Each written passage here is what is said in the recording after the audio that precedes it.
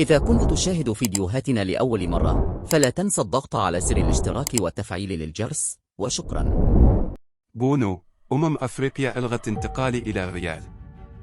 كشف المغربي ياسين بونو نجم الهلال السعودي عن تلقيه لعرض من ريال مدريد خلال فترة الانتقالات الصيفية. وانضم الحارس المغربي مؤخرا إلى الهلال من إشبيلية، وقبل ذلك كان على رادار ريال مدريد لتعويض إصابة البلجيكي تيبو كورتوا بالرباط الصليبي. وقال بونو خلال تصريحات للبرنامج الإذاعي الإسباني إل بيلوتوزو: نعم، تلقيت عرضا من ريال مدريد وكان أولوية بالنسبة لي. وأضاف: بطولة كأس أفريقيا المقرر إقامتها في شهر يناير كانون الثاني المقبل عقدت الأمور وانهارت الصفقة.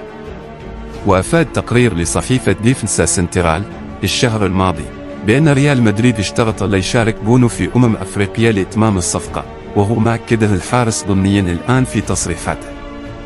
ونجح بونو في الظهور بمستوى لافت خلال مشاركاته مع الهلال، حيث حافظ على نظافة شباكه أمام الرائد والاتفاق، وأنقذ عدة تصديات كبيرة خلال مباراة الكلاسيكو السعودي أمام اتحاد جدة التي انتصر فيها فريقه 4-3.